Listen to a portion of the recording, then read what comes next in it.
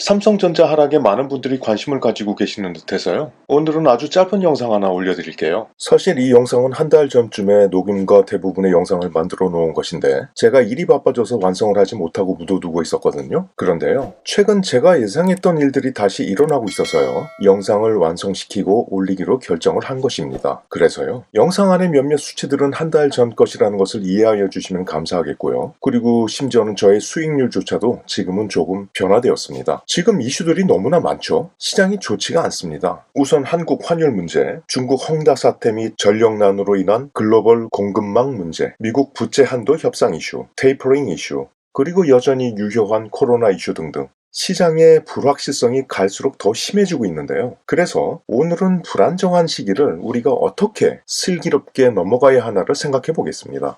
개인적으로 친분이 있는 회계사님이 계신데요. 언젠가 함께 식사를 하면서요. 주식과 비트코인에 대해서 많은 의견을 나누었던 기억이 납니다. 비트코인은 오늘의 주자가 아니기 때문에 다음에 드릴 기회가 있을 거고요. 주식 이야기를 하면서 당연히 삼성전자에 대해서도 많은 이야기를 나누었었는데요. 지금 그래프를 보시면 삼성전자 주가는 작년 9월부터 급격하게 상승했다는 것을 우리는 알 수가 있습니다. 물론 코로나 사태로 우리나라뿐만 아니라 세계의 모든 주식이 폭락했으니 다시 급등하는 것은 당연한데요. 그래도 급등한 그래프의 모양이 그리 바람직하지는 않다는 것에 의견의 일치를 보았었습니다. 그때 회계사님은 저에게 당분간은 삼성전자는 매수하지 말라고 하시더라고요. 회계사님의 조언에 동의했는데요. 저는 경제는 잘 모르니까 대신 투자에 사람들의 심리와 행동 변화를 투사시키고자 항상 노력합니다. RSI 지표가 가장 대표적입니다. 당연히 기업에 대한 분석은 게을리해서는 안 되겠죠. 하지만 저는 미시적인 것보다는 거시적인 관점에서 투자하는 성향을 가지고 있다고 하겠습니다. 현재 저는 삼성전자에서는 약 45% 정도의 수익률을 기록하고 있고요. 한때 수익률이 70%까지 도달할 때가 있었거든요.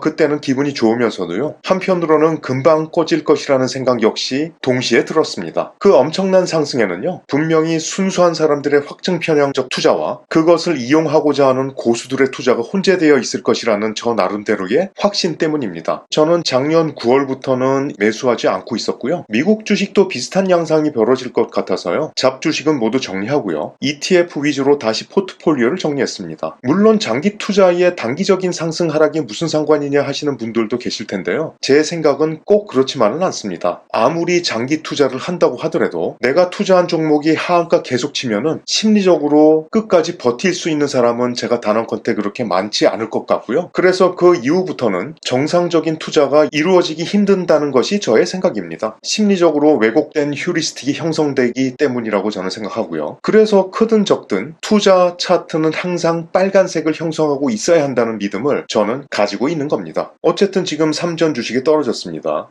개미 투자자들의 평균 매수 단가가 81,000원대 정도 되고요. 10% 안팎의 손해를 보고 있다는 기사가 있더군요. 저 역시 틀리기를 바라지만요. 중간중간 몇몇 상승은 있더라도 더 떨어질 확률이 있다는 의견들에 저도 동의하는 바입니다. 예측하기 힘들어진 반도체 사이클, 미국 테이퍼링 이슈, 변이 바이러스 재유행 등등 온통 이슈 투성인데요. 그러나 반대로 생각하면요. 조금만 더 기다리면 다시 줍줍할 기회가 오고 있다는 말이기도 합니다. 단타를 노리시는 분들을 제외한다면 대부분 삼성전자에 장기 투자를 하는 것 같은데요. 장기 투자를 한다고 하면서 짧게는 몇 개월, 길게는 6개월에서 길게는 1년 정도의 주가 변동 사이클을 참고 이겨내지 못한다면 단타 투자와 다를 것이 없다는 게 저의 생각입니다. 게다가 지금은 전대미문의 코로나 시국으로 경기 순환 사이클을 예상하는 것이 결코 쉽지는 않을 것 같거든요. 따라서 더더욱 보수적인 관점에서 바라봐야 하지 않을까 저는 생각하는 겁니다. 지금은 삼성전자를 매수하지도 말고 매도하지도 말고요. 최적의 매수 타임까지 당분간은 버티는 것이 가장 좋은 방법은 아닐까 조심스럽게 생각해 봅니다. 그 시점이 멀지는 않은 것 같거든요.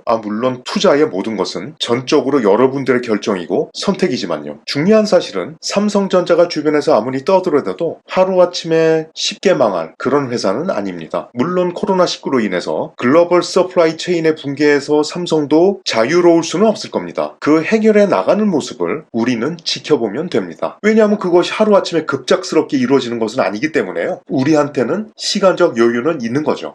이번에 세탁기를 새로 사려고 삼성 플라자에 갔었거든요. 그런데요, 베트남 공장 폐쇄로 물건이 안 들어와서 구입할 수 없다고 하더라고요. 우리가 항상 눈과 귀를 열어놓는 것이 필요한 이유입니다. 결론적으로 올 연말까지는 당분간은 현금 비중을 늘리고 투자에 보수적으로 나서는 것이 좋지 않을까 생각합니다. 한 가지 중요한 사실은 지금 현재 시장이 어렵다고 보유하고 있는 우량주들을 팔아버리지는 말라는 것입니다. 제가 분석한 미국 몇몇 우량주들에 대한 미국 분석가들의 의견도 홀드가 바이보다 우세함을 알 수 있습니다. 당연히 지금 주가가 많이 떨어졌다고 줍줍한다고 B2는 지금 현재로서는 자제하는 것이 더 좋겠죠. 다음 주식 영상부터는 삼성전자 및 미국 우량주들에 대한 미국 애널리스트들의 분석과 장기적 투자 관점을 다면적으로 분석 소개하는 시간을 가져보겠습니다. 오늘은 여기까지입니다. 감사합니다.